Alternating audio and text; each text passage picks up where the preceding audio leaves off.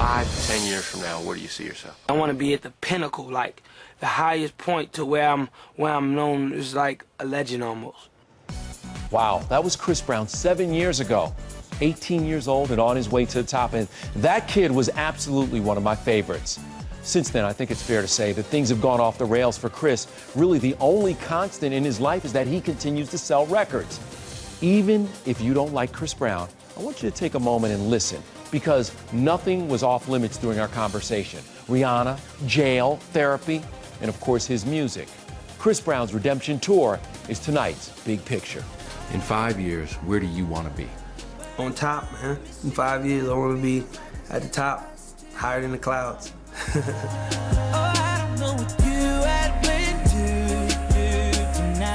I remember being in the studio with you. I remember being around you, and I told people, I said, this kid is supremely talented. Thanks.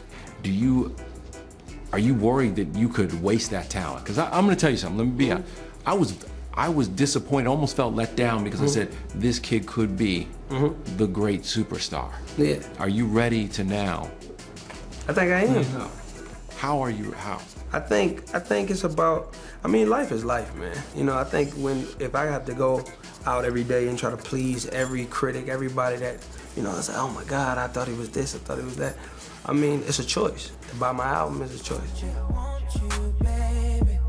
His hit singles Loyal and New Flame have already sold more than 3 million copies, and the new album X is #2 on the charts. You really are more singing about your life and your feelings in this record. Yeah. I think with this album, like X defined me. You know, the 10 years of me being an artist, me being able to, you know, start at 15 to now 25. Trouble seems to follow Brown. There are reports of fights at clubs where he partied, and of course, the assault on Rihanna. How is your relationship with her today? We good.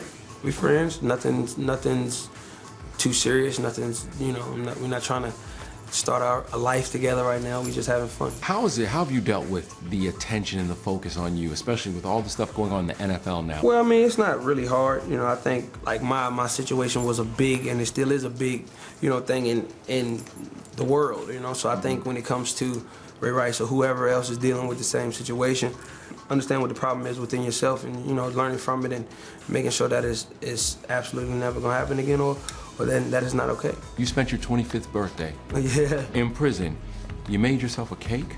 Yeah. What did you do? What I did, man, there's not really too much to do in jail. So it's like, you know, it's your birthday. Some guards might know your birthday, but, you know, it's not like your fan club in jail, you know, so it's like, so for me, I just made the cake, man. I made the best out of it. You've moved on. You are doing community service. What are you doing? I do maintenance. I go from singing on stage and dancing and doing videos to, you know, fixing the home appliances, fixing like, you know, painting the actual walls. And I don't want to say where I'm at specifically, where I go, because I don't want to gang of camera crews. You guys might show up and be like, hey, Chris, can we do it with you? No, I'm playing. I'm glad to see that Chris can have a sense of humor about all this, and maybe it's because he meets with his therapist 2 times a week and understands that he must grow up.